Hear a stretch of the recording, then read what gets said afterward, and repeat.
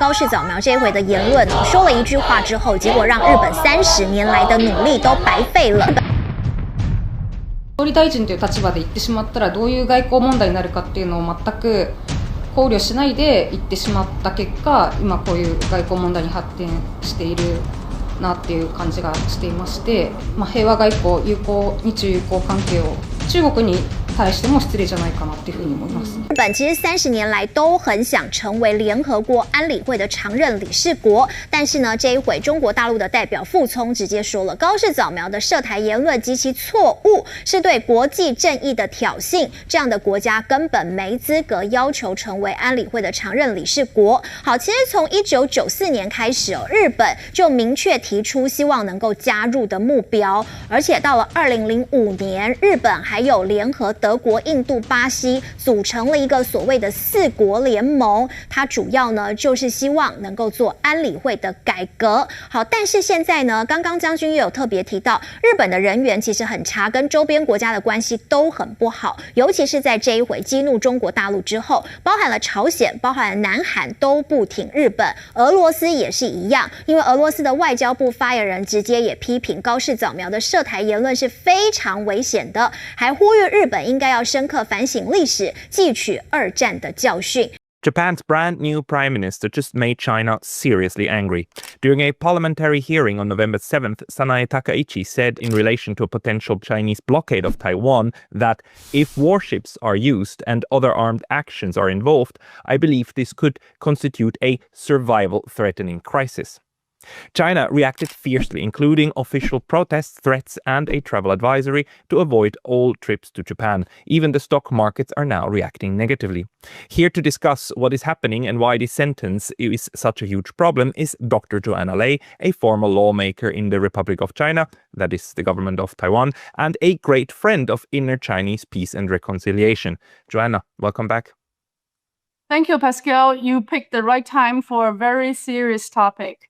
It's a very, very bad topic, actually, and I'm very surprised by how this all blew up. Can you maybe tell us, maybe first, what exactly happened and why is it that China is reacting in the way it is? I think there are a couple of really important points. Takaichi's statement is her official statement as a prime minister in the Diets. And it is also the first time Japan moved away from some kind of strategic ambiguity and made a very clear statement that what happens in Taiwan on the Taiwan Strait, even in a blockade situation, would constitute a survival threat for Japan, which would give Japan a right to intervene militarily. So all of these are first. They're the first time ever after the Second World War or in recent years that something like this has happened and made officially in the Diet. So China reacted strongly. Taiwan's DPP, the pro-independence and pro-Japan fraction, reacted jubilantly. So I think there are real reasons that this is not just a diplomatic hiccup, but a very serious issue.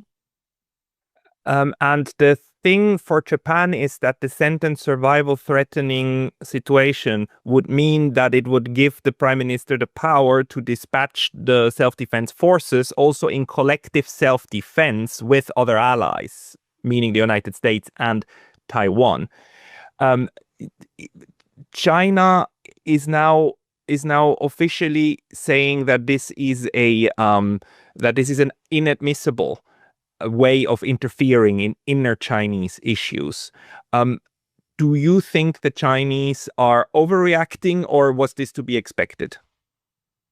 I think there are long historical wounds caused by Japanese military expansion towards China, causing wars against China, starting from 1895 and also more recently in 1931 to 1945.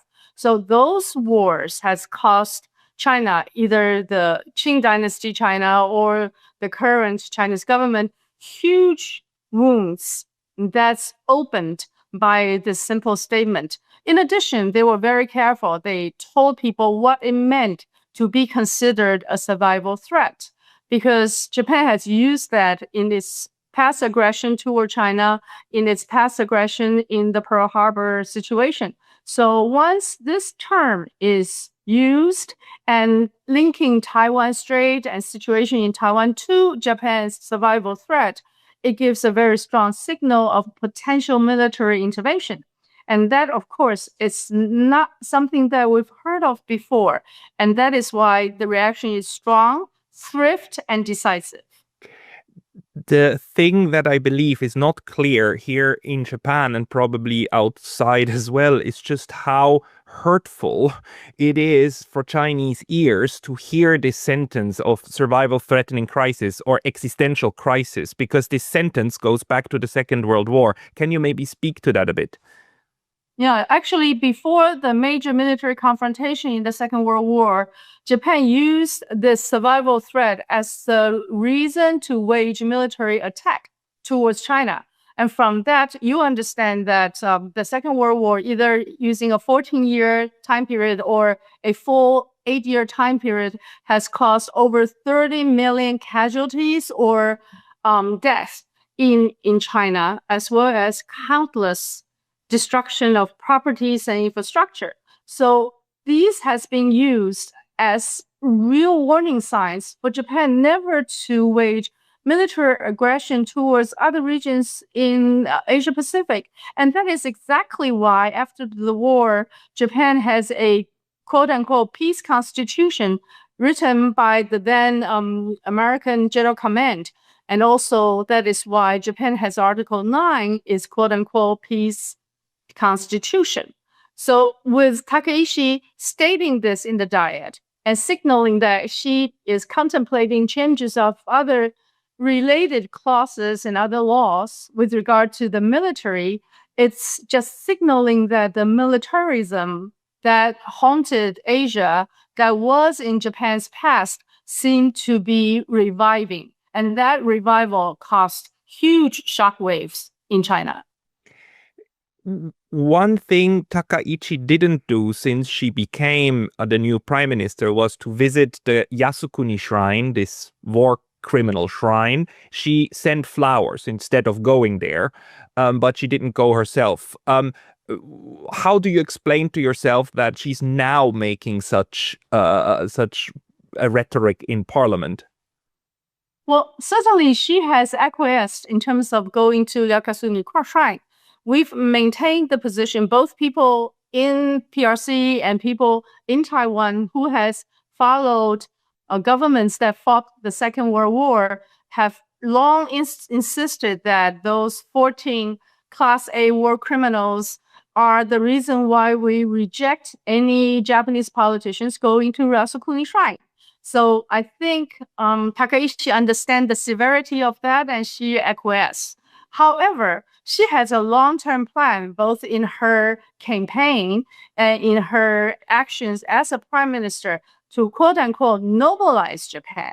That is to have Japan's self-defense as a full military, that has Japan release its restrictions from military expansion outside of the full island territory, and that she's thinking of reviving related laws with regard to the use of nuclear-related powers. So all of these are sending really, really strong signal that she has a destiny that she's following. She may take different steps. She may sometimes acquiesce.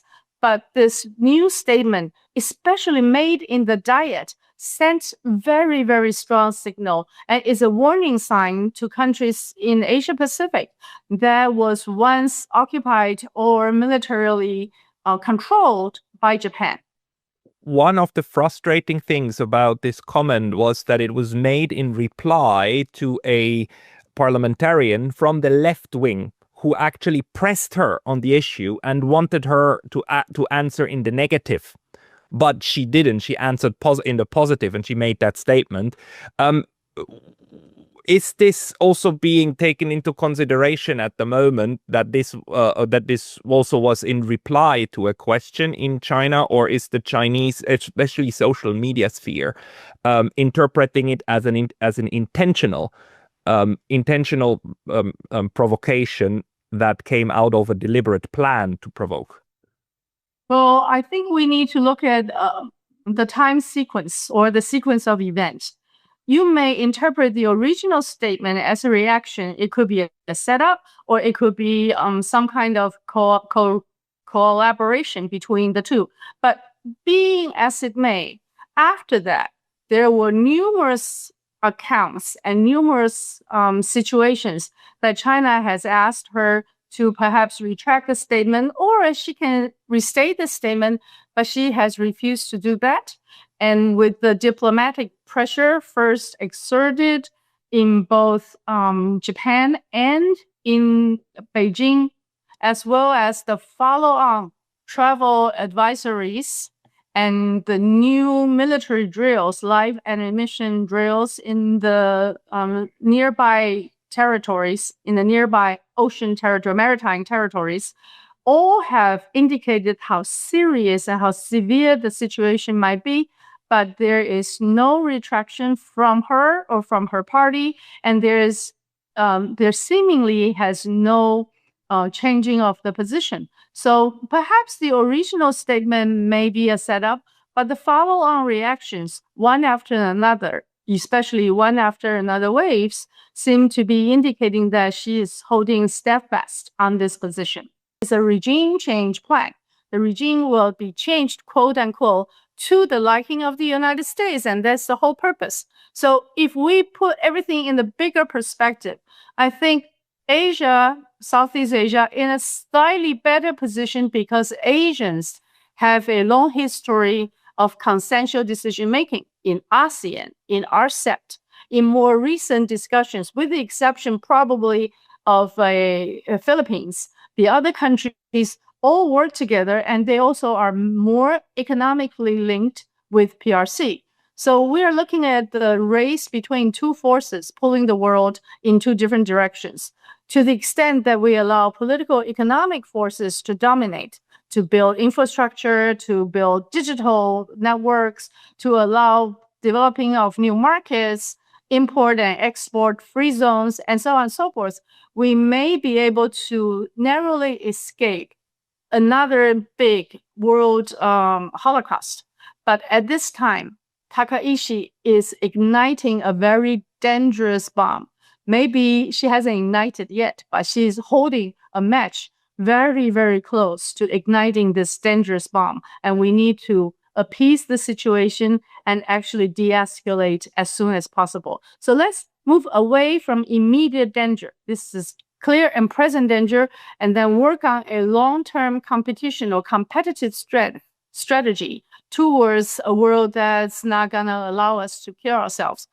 Because we know we created more weapons that are sufficient to kill the world many times. So the next world war will not be a war with survivors. We need to move away from that really bleak, unfortunate destiny. I am not sure that she's aware just of how hot that match in her hand is burning. But I will try to find out, and we will discuss again. Joanna, people want to follow you. They should go to your X account, or where should they follow you? I typically go to ICT's Sunday night program. That's probably where they can find me. Thank you so much. Thank you, Pascal, for always picking the right topic, which are worth discussing internationally. Well, thank you for that, Joanna Lei. Have a very good evening. Bye-bye. 大家好，我是主播周玉琴。很多的朋友告诉我们，太阳星全效克菲尔益生菌帮助了睡眠品质。现在呢，进一步推出晚安加强版，添加了首创最适合台湾人体质的天然 GABA、色氨酸、茶氨酸、香蜂草4大天然草本助眠配方，强化睡眠全期都起到放松舒眠的效果。太阳星全效克菲尔益生菌，它本身就含有台大专利授权克菲尔乳杆菌 M1 等8种专利菌，首创益生菌、益生元、后生元黄金3角配方，帮助维持消化道的机能。有季节敏感、代谢困扰、关心异常细胞风险的好朋友呢，可以选择原版的太阳星全效克菲尔益生菌，它添加有超级食物羽衣甘蓝，健康再加分。而有睡眠困扰的朋友们，赶快选择蓝色包装这一款晚安加强版，绝对是更有感。选择太阳星全效克菲尔益生菌，做好日常保养，实现睡眠自由，身体轻松无负担。每日克菲尔，时刻美好 ，Good Feel Good， 请上快点购为健康下单，而且要记得输入推荐代码，有额外的折扣优惠。